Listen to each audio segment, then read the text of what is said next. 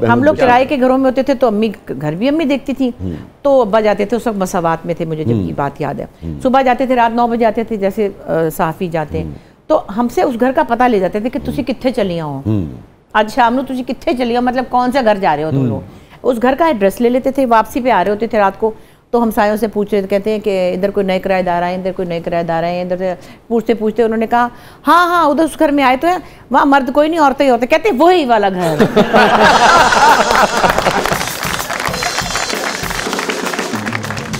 अच्छा, अस्मा साहिबा वाला इंटरव्यू आपकी नजर से गुजरा? जी, जी, वो आई थी, वो तो बस पता नहीं क्या किस उड़ान पे थी, शामत आ गई उस बेचारी की, मजाक कर रही थी वो। वैसे मैं आप लोगों को बताऊं, हाँ दिल जला हुआ उसका अंदर से बहुत, ऊपर से बड़ी बनी फिरती है वो, रहने दे।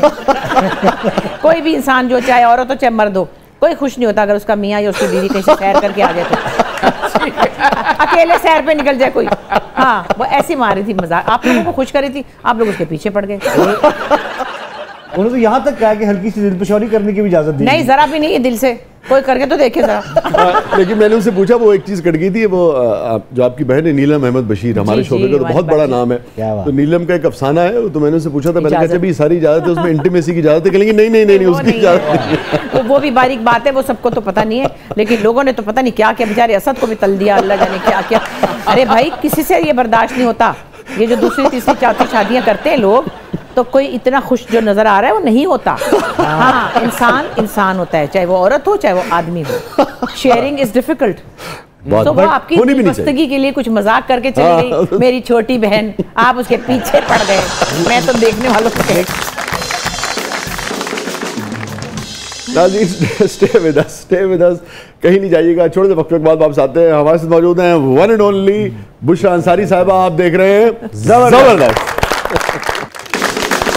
वेलकम बैक नाज़रीन, ज़बरदस्त में एक बार फिर खुशामदीद। हमारे साथ मौजूद हैं बुशरा अंसारी साहिबा, और हमारा सेगमेंट है बुशरा आपा, अब तो आपने कहा जी आपा जो है वो एहतराम की वजह से, उम्र से कोई बात नहीं। हाँ बुशरा आपा, breathless 2020, so are you ready? हाँ जी रेडी। बचपन, जवानी या 50+? 50+।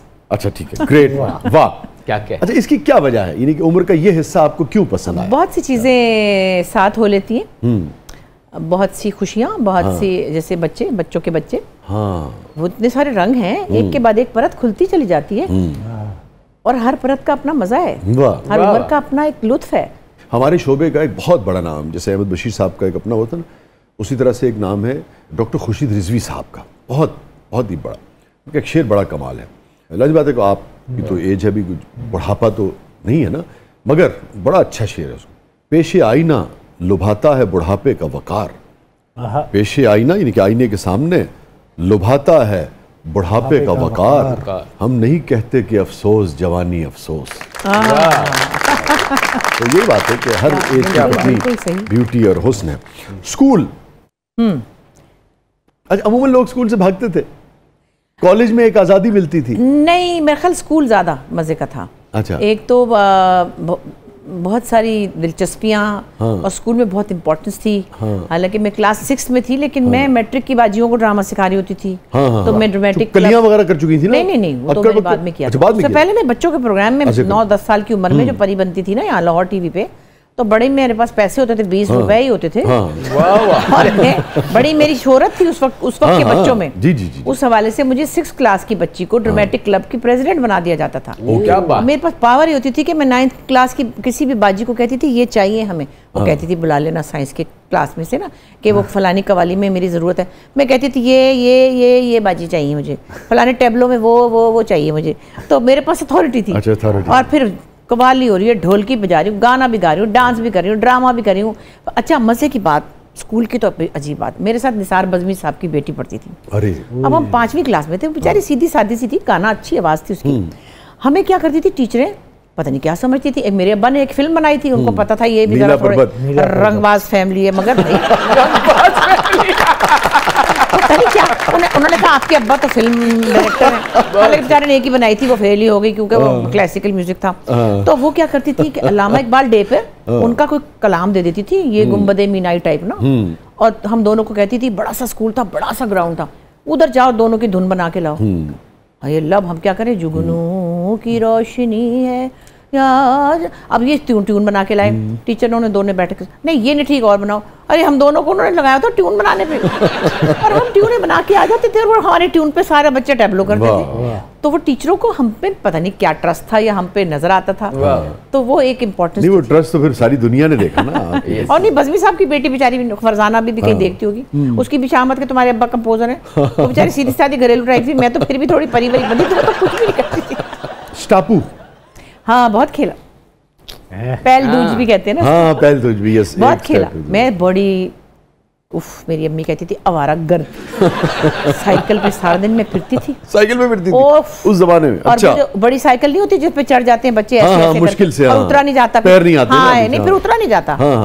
तो मेरी दादी, बल्कि अगर आपको याद हो तो वो जो साइडों पे बनियां होती थी ना, साइकिल वहां खड़ी करके उसके सहारे चढ़ते थे। यही थड़ा सा होता था ना। हाँ थड़ा सा होता तो हमारी दादी की गली में एक जैसे लोगों के थड़ते एक पे चढ़ गई, उसके बाद हाँ अब चलाए जा रही हूँ, थक गई हूँ, अब डर के मारे उतर नहीं रही।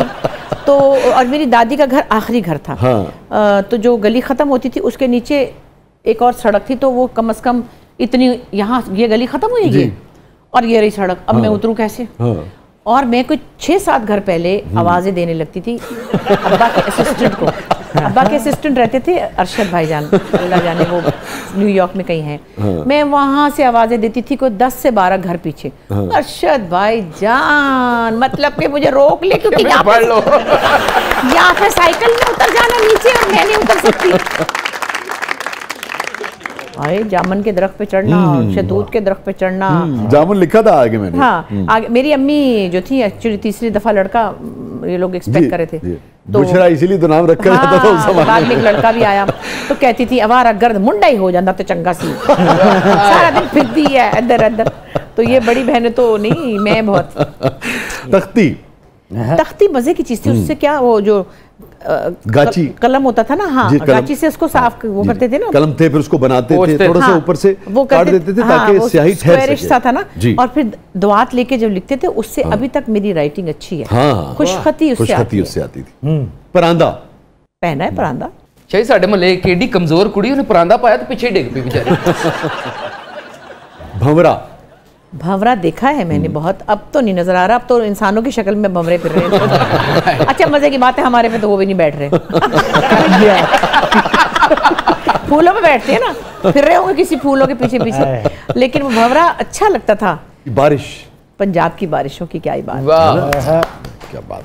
जब हम बारिशों में वही पकौड़े बनाते थे और सब बहनें, हम चारों बहनें माशाल्लाह, अब तो एक नहीं है हमारे साथ, लेकिन हमने तो गाने ही गाने होते थे हर वक्त। रेडियो, हाँ रेडियो पे पता मैंने गाया है, मैंने ड्रामा नहीं किया। वो भी जब मैं फतेह अली खान साहब के पास जाती थी तो ट्रांसक्रिप्शन में वो होते थे, और जो वो मुझे रट्टा लगवा देते थे, मैंने राग पाल पक्का करके सरगम पलटे, उस वक्त आवाज़ भी थी, यंग भी थी। तो असद अमानत अली जो थे वो मेरी एज के थे, यंग, उनके अब्बा भी उस वक्त चले गए थे, तो हम दोनों शायद मैट्रिक में थे। तो हमें उन्होंने राग देश याद कराना है, उन्होंने हमें राग पहाड़ी याद कराना है उन्होंने हमें, और हमने वो रिकॉर्ड कराए हैं, मेरे पास कख भी नहीं है बताने के लिए। तन्हाई, तन्हाई आदत है, अच्छी लगने लगी वाकई। हाँ बुशरा अंसारी को तन्हाई अच्छी लगने लगी? नहीं, बहुत सालों से है। अच्छा। और अपने आप के साथ रहने का भी एक अपना नशा है। खामोशी, खामोशी बिल्कुल, खामोशी तो मुश्किल नहीं, अच्छी पता क्या, खामोशी उदास करती है। हाँ सही कह रही हैं, क्योंकि खामोशी में म्यूजिक सुनना होता है, म्यूजिक का बहुत, तो फिर आपको वो उदास करता है। लंदन, पेरिस या न्यूयॉर्क? अब तो न्यूयॉर्क सिर्फ, क्योंकि नवासी सब बच्चे और वो डेटे लिख लेते हैं। व्हेन आर यू कमिंग, वो बड़े वाले का मैसेज आता है जो 15 साल का माशाल्लाह।